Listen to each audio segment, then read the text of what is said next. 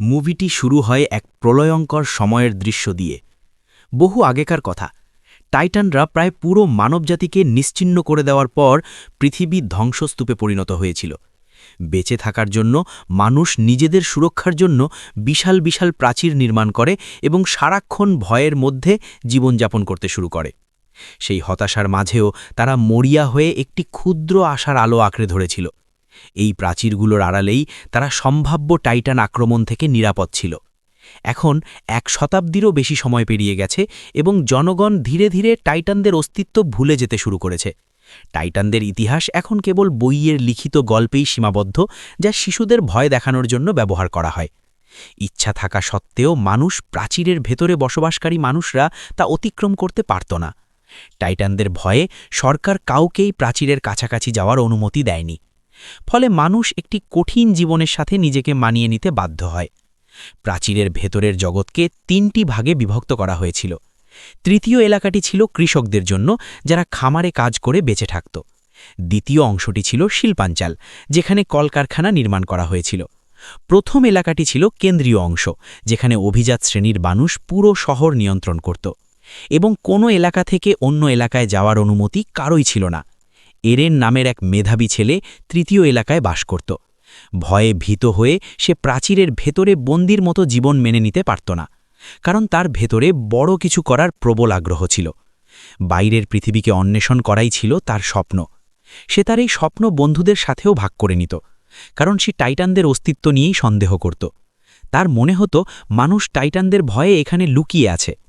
এরেনের একজন পুরুষ বন্ধু ছিল, সেও তার মতোই মেধাবী ছিল। কৃষকদের কোনো ধরনের পরীক্ষা নিরীক্ষা করার অনুমতি ছিল না।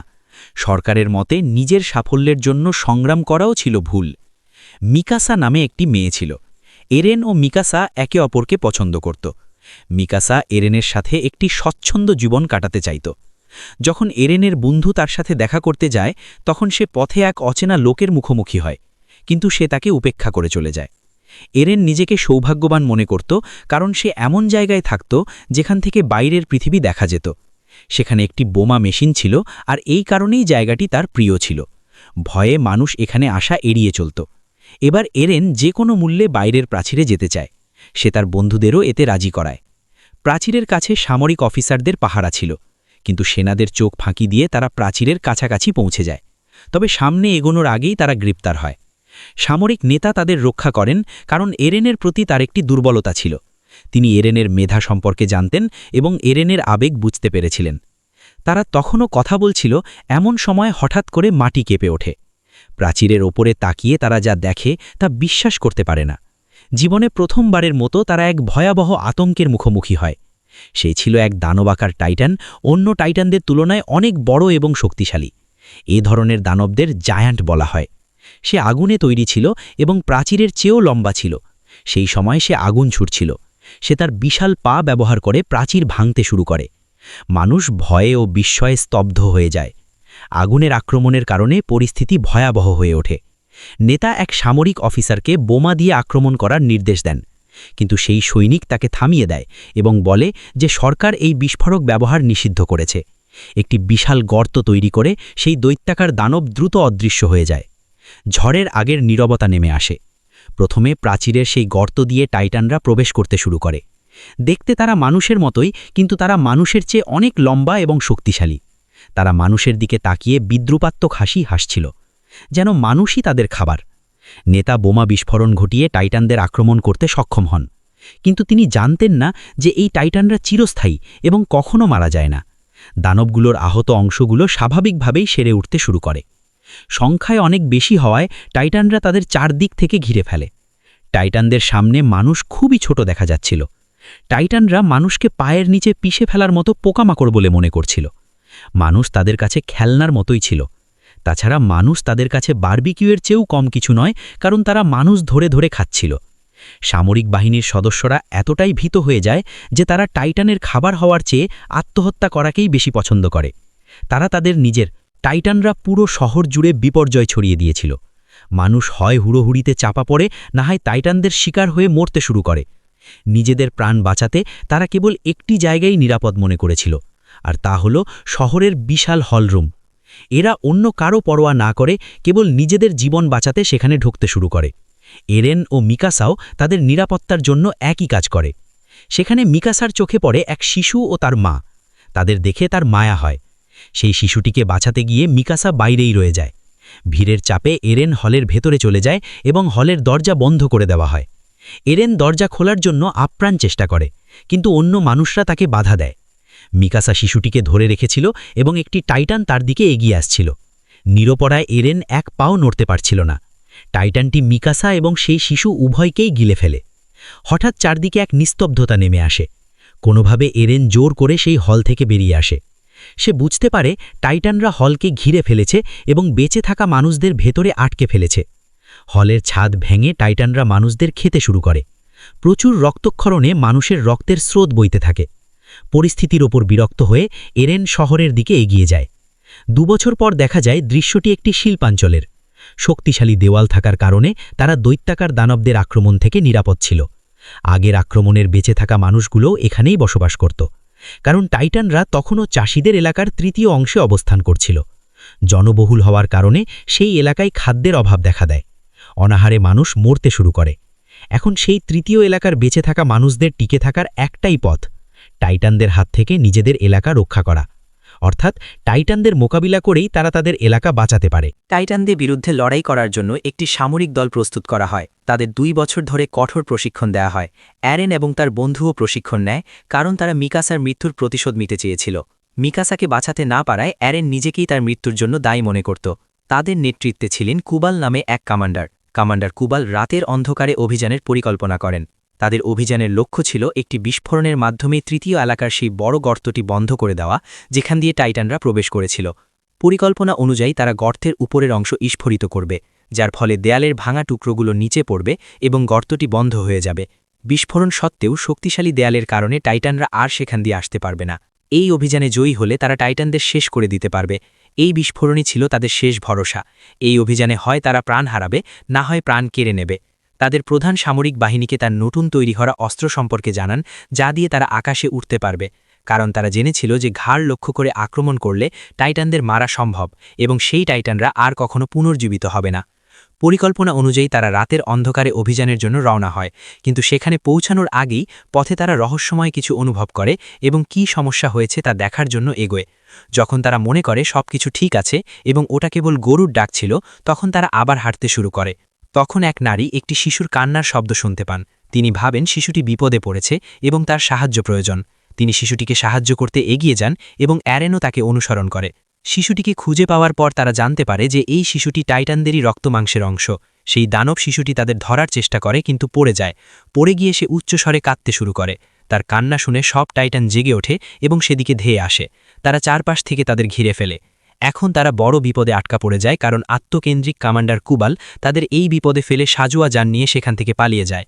অ্যারেনের বন্ধু টাইটানদের হাতে ধরা পড়ে, কিন্তু অন্য এক সামরিক কর্মকর্তা সেখানে এসে তাকে উদ্ধার করেন। এখন তারা টাইটানদের দ্বারা অনিবার্যভাবে ঘেরাও হয়ে পড়েছিল। হঠাৎ সেখানে মেধাবী টাইটান শিকারী শিকিশিমা উপস্থিত হন। তিনি একাই প্রায় 10 থেকে 15টি টাইটান মেরে ফেলেন। শিকিশিমার সাথে মিকাসা নামে এক সাহসী নারী সৈন্যও ছিল। হ্যাঁ, সে বেঁচে ছিল। তারা দুজনেই তাদের কার্যকর অস্ত্র ব্যবহার করে বীরত্বের সাথে টাইটানদের হত্যা করতে শুরু করে। টাইটানদের মারার পর তারা তাদের পূর্ব পরিকল্পিত স্থান অর্থাৎ দেয়ালের কাছে সেই গর্তের দিকে রওনা হয়। কিন্তু সবচেয়ে বড় ধাক্কাটি ছিল মিকাসার আচরণ। সে অ্যারেনের প্রতি কোনো রকম মায়া বা মমতা দেখাচ্ছিল না, কারণ সেই দুর্ঘটনার পর তার একমাত্র লক্ষ্য ছিল প্রতিশোধ নেওয়া। একটি টাইটান মিকাসাকে গিলে ফেলেছিল, কিন্তু শিকিশিমা তাকে রক্ষা করেন এবং টাইটানদের বিরুদ্ধে কিভাবে লড়াই করতে হয় তা শেখান। শিকিশিমা টাইটানদের হাত থেকে বাঁচার একটি গোপন রহস্য উন্মোচন করে বলেন, টাইটানদের ওপর প্রচণ্ড হিংস্র আক্রমণ করো এবং তাদের মুখোমুখি দাঁড়াও। তিনি আরও একটি কথা বলেন, মানুষের শত্রু টাইটান নয়, বরং ভয়, যা মানুষকে পালিয়ে যেতে বাধ্য করে। এরপর সেই আত্মকেন্দ্রিক কমান্ডার কুবাল সেখানে পৌঁছান। তিনি বলেন, অভিযানে ব্যবহার করার জন্য আমাদের গোপন স্থানে রাখা দ্রুত বিধ্বংসী অস্ত্রগুলো সেখানে পাওয়া যায়নি, কিন্তু সেগুলো সুড়ঙ্গের মধ্যেই ছিল। তিনি আরও বলেন, আমি সেই বিস্ফোরকগুলো হারাতে চাইনি, তাই আমাকে চলে যেতে হয়েছিল, কারণ আমাদের মধ্যে এমন এক চোর ছিল যে অস্ত্রগুলো চুরি করতে পারত। দ্রুত বিধ্বংসী অস্ত্র হারানোর ক্ষতি তারা মেনে নিতে পারছিল না। তারা যখন কামানে গোলাবারুদ ভরতে শুরু করে, টাইটানরা সেই শব্দ শুনে ফেলে। হঠাৎ টাইটানরা দুজনকে গিলে ফেলে। সবাই যখন বিভ্রান্ত, তখন লম্পট কমান্ডার কেবল বিস্ফোরকগুলো নিয়েই চিন্তিত ছিলেন। এমন সময় এক চোর বিস্ফোরক ভর্তি যানবাহনগুলো নিয়ে পালিয়ে যাওয়ার চেষ্টা করে, কিন্তু টাইটানের পেটে স্বামী হারানো এক নারী রাগের মাথায় চোরের কাছ থেকে সেই বিস্ফোরক ভর্তি গাড়িটি ছিনিয়ে নেন। বিস্ফোরক বাঁচানোর বদলে তিনি তাতে আগুন ধরিয়ে দেন এবং স্বামীর মৃত্যুর প্রতিশোধ নিতে গাড়িটি নিয়ে টাইটানদের ঠিক মাঝখানে আছড়ে পড়েন। কিন্তু এত বড় বিস্ফোরণের পরেও টাইটানরা অক্ষত থেকে যায়। উল্টো তাদের শেষ ভরসা বিস্ফোরকগুলো এখন শেষ হয়ে যায়। কুবাল আবারও তাদের বিপদে ফেলে পালিয়ে যায় এবং তারা টাইটানদের মাঝে মারাত্মকভাবে আটকা পড়ে যায়। অ্যারেন দিহারা হয়ে পড়েছিল, কিন্তু তার শিকিসীমা সেই রাগান্বিত কথাগুলো মনে পড়ে। সে তার রাগের লাগাম ছেড়ে দিয়ে সামনে এগিয়ে যায়। টাইটানদের মুখোমুখি হয়ে সে কয়েকটিকে হত্যা করতে সক্ষম হয়, কিন্তু লড়াইয়ের এক পর্যায়ে সে তার একটি পা হারায়। একটি টাইটান অ্যারেনের বন্ধুকে ধরে ফেলে। সবাই মিলে তাকে বাঁচানোর চেষ্টা করতে থাকে যাতে টাইটানটি তাকে গিলে না ফেলে। অ্যারেন ততক্ষণে লড়াইয়ে পুরোপুরি হেরে গিয়েছিল। সে হতাশ হয়ে পড়েছিল, কারণ সে কোনোভাবেই মানবতাকে সাহায্য করতে পারছিল না। কিন্তু সে আবারও নিজেকে উৎসাহ দিয়ে উঠে দাঁড়ায়। ঠিক শেষ মুহূর্তে টাইটানটি তার বন্ধুকে খাওয়ার আগেই সে তাকে রক্ষা করে। বন্ধুকে বাঁচাতে গিয়ে অ্যারেন তার একটি হাতও হারায়।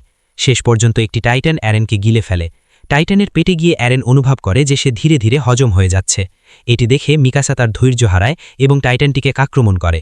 দুর্ভাগ্যবশত মিকাসার যানের গিয়ার নষ্ট হয়ে যাওয়ায় সেটি ভ্রেস্থত হয়। এখন মিকাসা মৃত্যুর মুখোমুখি দাঁড়িয়ে, কারণ সেই একই টাইটান তার দিকে এগিয়ে আসছিল। হঠাৎ টাইটানটি তার পেটে অস্বাভাবিক কিছু অনুভব করে। টাইটানটির মুখ চিরে একটি বিশাল দানব বেরিয়ে আসে।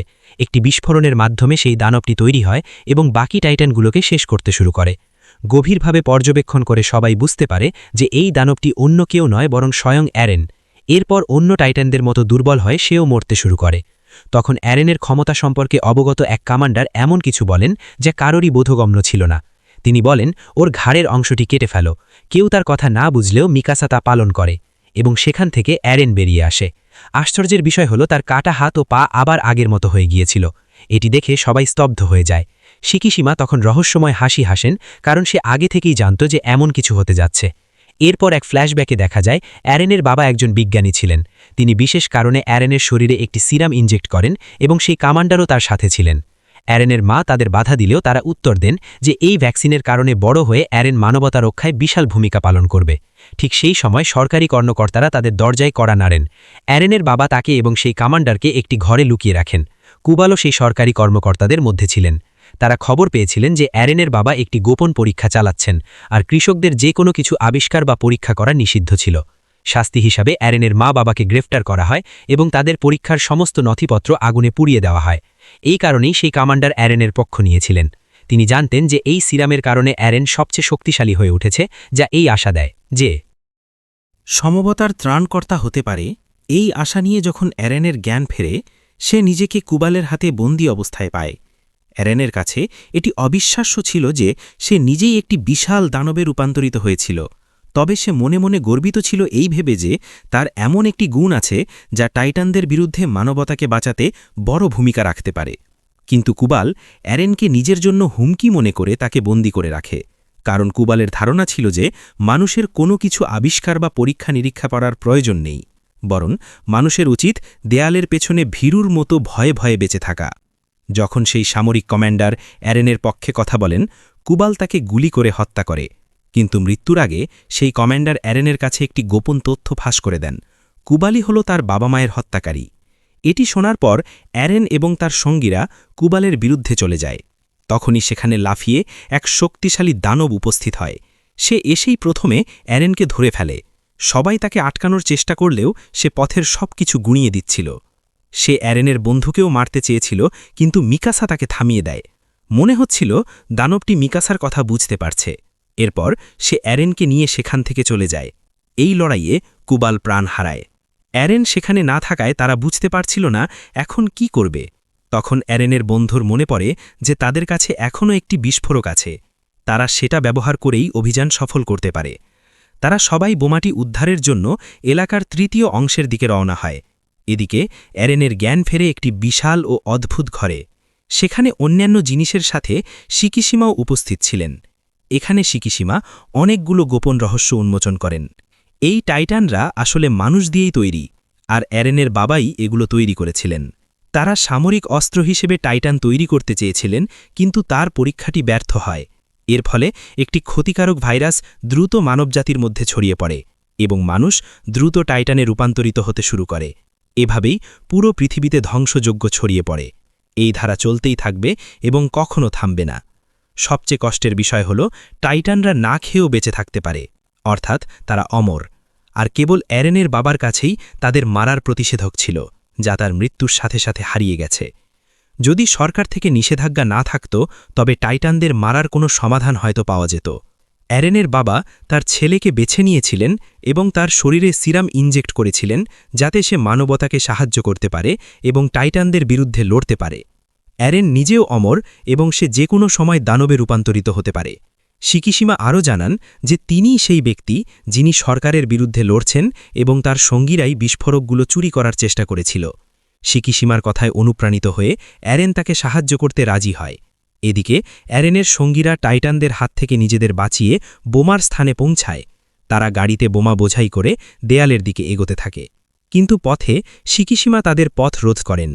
তার পরিকল্পনা ছিল এই বোমা দিয়ে এলাকার দ্বিতীয় অংশটি ধ্বংস করে দেওয়া। এতে দেয়াল ভেঙে পড়ার ফলে মানুষ বাধ্য হয়ে টাইটানদের বিরুদ্ধে লড়াই করবে এবং টাইটানদের হারানোর পর তারা সরকারকে সমূলে উপড়ে ফেলবে, কারণ সরকারের কারণেই তারা আজ এই অবস্থায়। কিন্তু অ্যারেন এবং তার সঙ্গীরা এতে রাজি ছিল না, কারণ এই লড়াইয়ে অনেক নিরপরাধ মানুষ মারা যেতে পারে। এই নিয়ে শিকিশিমা ও অ্যারেনের মধ্যে ঝগড়া শুরু হয়। শিকিশিমা নিজেকে আঘাত করে একটি দানবে রূপান্তরিত হন। এখান থেকেই জানা যায় যে শিকিশিমারও টাইটানে রূপান্তরিত হওয়ার ক্ষমতা ছিল এবং তিনিই সেই দানব যে অ্যারেনকে নিয়ে গিয়েছিল। দানবে রূপান্তরিত হওয়ার জন্য তাদের নিজেদের জীবনের ঝুঁকি নিতে হয়। দানবে রূপান্তরিত হওয়ার পর তাদের শরীরের আসল অংশ অর্থাৎ ঘাড় টাইটানের সমস্ত কার্যক্রম নিয়ন্ত্রণ করে। তবে সিরাম নেওয়ার কারণে এই দানবদের আয়ু সাধারণ টাইটানদের চেয়ে কম হয়। অন্যদিকে ভাইরাসের কারণে সৃষ্ট টাইটানরা মরে না। শিকিশিমা ও অ্যারেনের মধ্যে এক ভয়াবহ লড়াই শুরু হয়। প্রথমে শিকিশিমা অ্যারেনের ওপর চড়াও হলেও পরবর্তীতে অ্যারেন তার লড়াই করার ক্ষমতা দিয়ে শিকিশিমাকে পরাজিত করে। পরিকল্পনা অনুযায়ী অ্যারেন দেয়ালের ওপরের অংশে বোমা বিস্ফোরণ ঘটাতে সক্ষম হয়। কিন্তু সবাই এটা দেখে অবাক হয়ে যায় যে কুবাল তখনও বেঁচে আছে। কুবাল বলে, অ্যারেনকে আমার জিম্মাই দিয়ে দাও, কারণ সে চায়নি কেউ মানবতাকে সাহায্য করুক। সে চেয়েছিল মানুষ ভীত হয়ে দেয়ালের পেছনেই লুকিয়ে থাকুক। রাগের মাথায় এক নারী সৈনিক কুবালকে হত্যা করে। এরপর জানা যায় যে সিনেমার শুরুতে যে বিশাল দানবটিকে দেখা গিয়েছিল সেটি আর কেউ নয়, বরং কুবাল নিজেই ছিল। দানবে রূপান্তরিত হয়ে কুবাল তাদের অভিযান থামানোর আপ্রাণ চেষ্টা করে। তখন শিকিশিমা তাদের সাহায্য করতে রাজি হন। নিজের জীবনের ঝুঁকি নিয়ে তিনি কুবালরূপী দানব টাইটানটির মুখে বোমাটি ঢুকিয়ে দেন। বিস্ফোরণের ফলে দানব টাইটানটি মারা যায় এবং সেই বিস্ফোরণের ধ্বংসাবশেষ দিয়ে দেয়ালের বড় গর্তটিও বন্ধ হয়ে যায়। তাদের অভিযান সফল হয় এবং তারা আনন্দে মেতে ওঠে। সমুদ্র এবং আকাশে উড়ন্ত পাখি দেখার মাধ্যমে মিকাসা ও অ্যারেনের স্বপ্ন পূরণ হয়। এভাবেই তাদের স্বপ্ন পূরণের মধ্য দিয়ে সিনেমাটি শেষ হয়।